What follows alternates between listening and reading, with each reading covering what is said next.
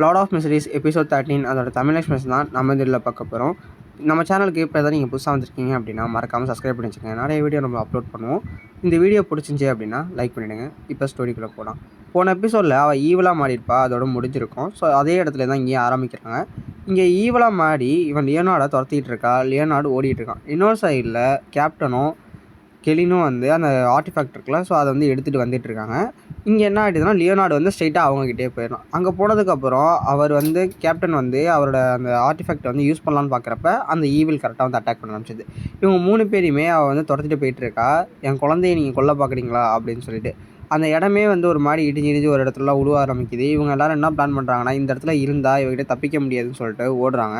அவள் வந்து அவரோட ஹேரெல்லாம் யூஸ் பண்ணி ஒரு வெப்பனாக யூஸ் பண்ணி அவங்க அட்டாக் பண்ண பார்க்குறா. அவங்க எல்லாத்தையுமே டார்ச் பண்ணி போயிட்டுருக்காங்க. அப்போ கெலின் வந்து அவங்க கையில் அந்த ஆர்டிஃபேக்டை லியோனார்ட்ட கொடுத்து யூஸ் பண்ணுறதுக்கு கொடுக்குறான். அவனும் வந்து அதை வந்து ஆர்மர் மாதிரி யூஸ் பண்ணுறான். அதாவது அது வந்து ஒரு சீலிங்கு. ஸோ அதை வச்சு அவன் வந்து கரெக்டாக ஒரு எய்ம் வச்சு அங்கே அடிச்சிட்டான் அப்படின்னா அது வந்து அந்த இடம் சீல் ஆகிடும். அதாவது அந்த குழந்தைய வந்து சீல் பண்ணுறாங்க வெளில வராமல் இருக்கிறதுக்கு. இப்போ இங்கே என்ன நடக்குதுன்னா, அவங்க வந்து மெமரி ஹாலுக்கு கூட்டு போயிடுவோம், இந்த இடத்துல சரிப்பட்டு வராதுன்னு சொல்லிட்டு ஓடுறாங்க. கெலினை வந்து ஒரு ரூமுக்கு போயிட்டு அவங்க வந்துட்டு ஒரு மேஜிக் பண்ணுறான். ஏன்னா அவளை வந்து கட்டி போடுறதுக்காக. ஸோ அவன் கட்டி போட்டு ஒரு மாதிரி சீல் பண்ண வைக்கலான்னு பார்க்குறப்ப அந்த இதையும் அவள் வந்து பிரேக் பண்ணிட்டு வந்துடுறா. பிரேக் பண்ணிட்டு வந்து என் குழந்தையே நீங்கள் வந்து துன்புறுத்த பார்க்குறீங்களா அப்படின்னு சொல்லிட்டு இன்னும் ஆக்ரோஷமாக அட்டாக் பண்ண ஆரம்பிக்கிறாள். அப்போ அந்த மந்திரத்தை உடைக்கவும் கெலின் வந்து அடிபட்டு அங்கே விழுந்துடுறான். அதுக்கப்புறம் லியோனார்டையும் அடிக்கிறாங்க. அவள் கடைசியாக ஏதோ ஒரு ஹால்குள்ளே போயிடுறா. அங்கே போனப்போ கேப்டன் என்ன சொல்கிறாருன்னா, இந்த மாதிரி ஒரு 10 செகண்ட் வெயிட் பண்ணுங்கள், நான் அவ கூட சண்டை போட்டுறேன், நீங்கள் அது வரைக்கும் வெயிட் பண்ணுங்கன்னா இவங்க இல்லை அது ஆபத்துங்கிறாங்க. இல்லை நம்ம வந்து டிங்கனை காப்பாற்றுறது தான் நம்மளோட எய்மு, இப்போதைக்கு நம்ம உயிர் முக்கியம் கிடையாது, ஸோ வெயிட் பண்ணுங்கள், நான் சொல்கிறப்ப நீங்கள் வந்து அட்டாக் பண்ணுங்கள் அப்படின்னு சொல்லிடுறாரு. அவர் 10 எண்ணிக்கிட்டே அவர் என்ன பண்ணுவார்னா அவரோட ஆர்டிஃபேக்டை ஓப்பன் பண்ணுவார். அதுலேருந்து ப்ளூ கலரில் ஸ்பிரிட்ஸ்லாம் போகும். ஸோ அதெல்லாம் கொண்டு போய் அவளை வந்து ஒரு இடத்துல அப்படியே பிடிச்சிரும், ஃபுல்லாக அந்த த்ரெட்டு மாதிரி. அவள் என்ன பண்ணுவாள் அப்படின்னா அவளோட உடம்புல இருக்கிற மற்ற பார்ட்ஸ் வந்து டேல் மாதிரி யூஸ் பண்ணி அந்த பில்டிங்கை உடச்சிக்கிட்டு இருப்பா. அப்படி பண்ணிகிட்டு இருக்கிறப்ப இவர் கரெக்டாக அந்த 2-1 சொல்லி முடிக்கிற டைமில் அவரை தூக்கி அடித்து விட்டுரும். அப்போ கடைசியாக இவங்க 2 பேரும் வந்து கரெக்டாக 1 சொன்னதுக்கு அப்புறமா 2 பேரும் அட்டாக் பண்ண போகிறாங்க. அப்போ வந்து இவன் வந்து லியோனார்டு வந்து அந்த சீல் இது இருக்குல்ல, ஸோ அதை யூஸ் பண்ணலான்னு போகிறப்ப கெலின் என்ன பண்ணிடுவான்னா அவன் வச்சிருக்க அந்த சன்சாம் இருக்குல்ல, எப்போதுமே பாக்கெட்டில் வச்சுருப்பான்ல, ஸோ அதை வந்து விட்டெறிஞ்சிடுறான். கரெக்டாக அது வந்து பிளாஸ்ட் ஆகிடுது. அதை இவங்க 2 பேருமே பார்த்துட்டு ஷாக் ஆகிடுறாங்க. ஏன்னா இது எப்படி அவங்ககிட்ட வந்துச்சு அப்படின்னு சொல்லிட்டு. இப்போ வந்து அந்த பிளாஸ்ட் ஆனது வந்து அவளால் சுத்தமாக தாங்க முடியாது. அவள் இதுலேருந்து தப்பிக்கிறதுக்கு எவ்வளவோ ட்ரை பண்ணுறா, முடியாது, கதறுவா. கட்டத்தில் அது ஒரு இடத்துல வெடிச்சிடும். வெடித்ததுக்கப்புறமா அவள் காணா போயிடுறா. சரி எல்லாம் முடிஞ்சுது அப்படின்னு பார்த்தா சடனாக கிளீனை வந்து ஒரு நெஞ்சிலே ஒரு கோடு அது ஹார்ட் வரைக்குமே போய் கீழே போட்டு விட்ரும்.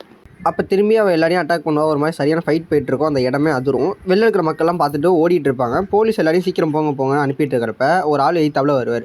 இங்கே போகக்கூடாது அப்படின்னு சொல்லி போலீஸ் சொல்கிறப்ப அவர் வந்து அந்த கேத்தட்ராலில் இருக்கிற அந்த சிம்பிளை காட்டுறாரு. காட்டினதுக்கப்புறம் ஒரு வழியாக நீங்கள் கடைசியில் வந்துட்டீங்களா, சீக்கிரம் வாங்கன்னு சொல்லிட்டு உள்ளே கூப்பிட்டு வராங்க. திரும்பி இங்கே வந்து கெலின் அவனே ஹீல் பண்ணிக்கிட்டு ஓடிக்கிட்டு இருக்கான். லியோனார்டை அட்டாக் பண்ணுறான். லியோனார்டை அடித்து படுக்க போட்டுடுறா. இன்னொரு பக்கெட்டு கிளீன் கூட சரியான ஃபைட் நடக்குது. நான் என்ன சொல்கிறேன்னா, இந்த எபிசோடை நீங்கள் ஜாப்பனீஸில் புரியலனாலும் பரவாயில்ல பாருங்கள். ஏன்னா விஷுவல்லாம் சூப்பராக இருக்குது. ஃபைட் சீன்லாம் வந்து அந்த டேரட் கார்டை வச்சு ஃபைட் போடுற எல்லா சீனுமே. இந்த சீன் பார்த்தீங்கன்னா ஃபஸ்ட் எபிசோட்லேயே காமிச்சிருப்பாங்க. ஒரு 3 நிமிஷத்துக்குன்னு நினைக்கிறேன். அந்த சீன் தான் இப்போ இந்த இதில் நடந்துகிட்ருக்கு. அந்த ஃபஸ்ட் எபிசோடில் நடந்தது தான் இப்போ நடந்துகிட்ருக்கு. ஸோ அந்த சீன் எல்லாமே சூப்பராக இருக்குது, ஃபைட் சீனு. ஸோ அதை பாருங்கள். இப்போ வந்து என்னென்னா இவன் டேரட் கார்டை வச்சுலாம் போடுவான். இருந்தாலும் அவள் வந்து அட்டாக் பண்ணிடுறாளா.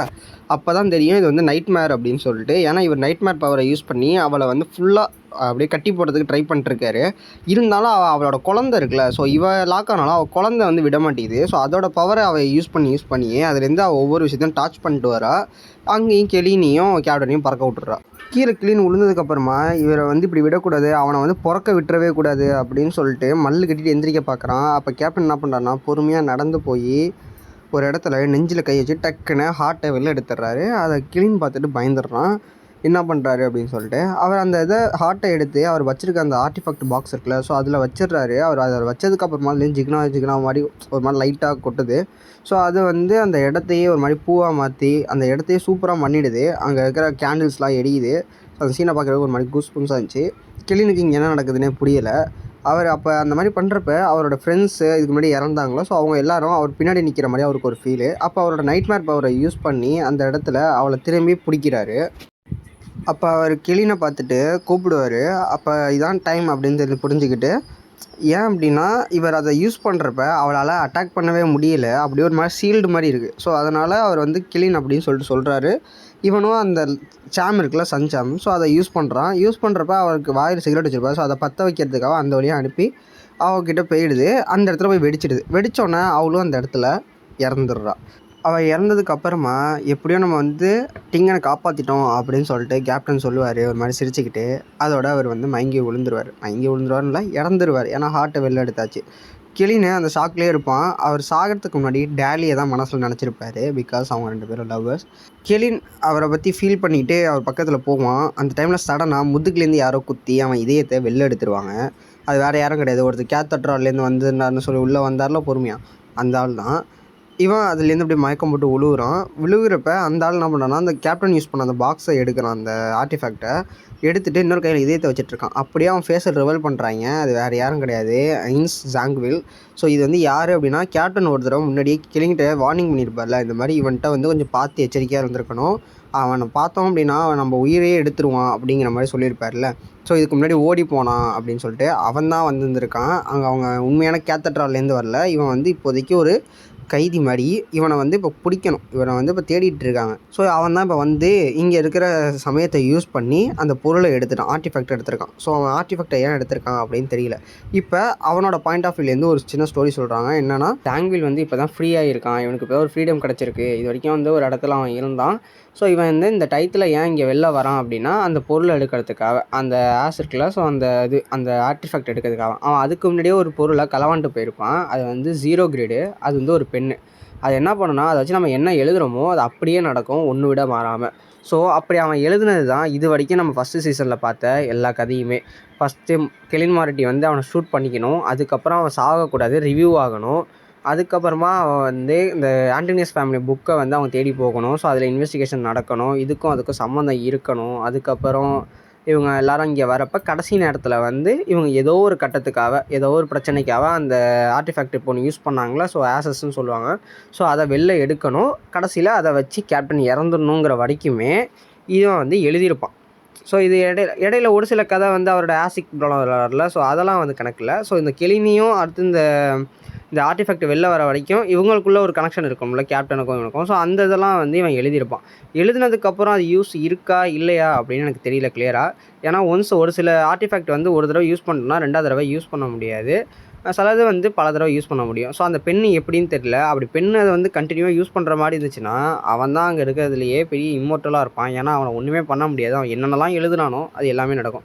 இல்லை ஒன்ஸ் யூஸ் அப்படின்னா பிரச்சனை கிடையாது. அவன் ஒரு தடவை எழுதிட்டானா அதுக்கப்புறம் அதை வச்சு ஒரு பிரயோஜனமும் இல்லை அப்படின்னா இதோட அவனோட அந்த இப்போதைக்கு டிங்கன் வந்து சேஃப் அப்படிங்கிறது தான் கணக்கு. இவன் இப்போ எடுத்துகிட்டு போன பொருளை வச்சு அவன் என்ன பண்ண போகிறான் அப்படின்னும் தெரியலை. கூட கெலினோட ஹார்ட்டையும் தூக்கிட்டு போயிட்டான். இங்கே கெலினும் இறந்துடுறான். இன்னொரு பக்கத்து லியோனார்டு அடிபட்டு ஹாஸ்பிட்டலில் இருப்பான். லியோனார்டு சரியானதுக்கப்புறமா கெலின் வீட்டில் போயிட்டு இந்த மாதிரி கெலின் இறந்ததை சொல்கிறான். அங்கே பார்த்தீங்கன்னா அவள் தங்கச்சி வந்து ஒரு விஷயத்த முன்னாடியே மறைச்சிருப்பாள். அது வேறு ஒன்றும் கிடையாது, வெளில ஏதோ ஒரு இதுக்கு போகிற மாதிரி டிக்கெட் மாதிரி ஏதோ சர்க்கஸ் அந்த மாதிரி இருக்கும் போல். ஸோ அதை எடுத்து வச்சிருப்பா. அவள் வருவான், அவனோட சேர்ந்து போகலான்னு மாதிரி ஒரு எக்ஸைட்மெண்ட்டில் இருப்பாள். கரெக்டாக இந்த நியூஸ் வந்துடும், அவள் உடஞ்சி போயிடுவாள். அதுக்கப்புறம் கெலினுக்கு சம்மந்தமான அந்த லாக்கெட், அதுக்கப்புறம் இந்த விசிலெல்லாம் அவள்கிட்ட கொடுத்துட்டு இந்த மாதிரி சடங்கு செய்ய ஆரம்பிச்சிடுறாங்க. ஸோ அங்கே ஒரு சைடு வந்து டேலி வந்து கேப்டன் இறந்ததை வச்சு ஃபீல் பண்ணிட்டுருப்பா. இங்கே வந்து தங்கச்சி ஃபீல் பண்ணிட்டுருப்பா. ஸோ 2 பேர் இதுலேயும் சமாதிலையும் போயிட்டு இவள் வந்து என்ன பண்ணுவா அப்படின்னா, அந்த டாட்டாய்ஸ்லாம் செஞ்சுருப்பாள். ஸோ அதெல்லாம் வச்சு அந்த பொம்மையெல்லாம் வச்சு விளாண்டுட்டு அழுதுகிட்டு இருப்பாள் அந்த இடத்துல. அப்புறமா டிங்கனே ஒரு மாதிரி சோகமாக தான் இருக்கும். ஃபுல்லாக மழை பொழிஞ்சிக்கிட்டே இருக்கும். அதுக்கப்புறம் மழை பொழிஞ்சு ஒரு பிரைட் வரப்போ ஒரு நியூ ஸ்டோரி ஒன்று அரைவல் ஆகுது.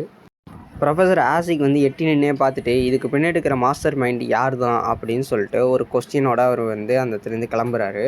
இங்கே இப்போ தான் ட்விஸ்ட்டு.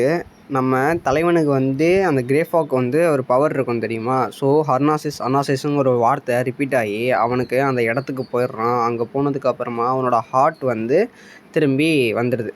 ஸோ ஏன்னா இவனை வந்து இப்போ ஒன்றுமே பண்ண முடியாது. ஏன்னா இவன் என்ன நினைக்கிறான்னா, இப்போ இறந்த நம்மளே திரும்பி உயிரோட வந்துட்டோம், ஹார்ட்டு திரும்பி வந்துட்டு. ஸோ இவனோட அந்த பவர் வந்து அடிக்கடி இவனை காப்பாற்று. ஸோ அந்த கிரேஃபாக்கு பின்னாடி என்ன ஒரு மர்மம் இருக்குது அப்படின்னு நமக்கு தெரியலை. அடுத்த சீசனில் ரிவீல் பண்ணுவாங்க, இல்லை மாங்காவில் கூட ரிவீல் பண்ணி எடுத்துருக்கலாம். ஸோ அந்த ஒரு பவர் வந்து இவனுக்கு வந்து ஃபுல்லாகவே அப்படியே அந்த ஹார்ட்டே திரும்பி கொடுத்துடுது. இவனை வந்து ஃபுல் ரெக்கவரி பண்ணிடுது.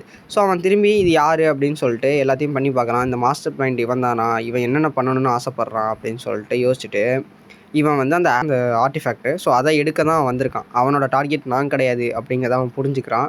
புரிஞ்சுக்கிட்டு இனிமேல் நான் ஆடுறேன் பாரு ஆட்டம் அப்படிங்கிற மாதிரி கிளின் யோசிக்கிறான்.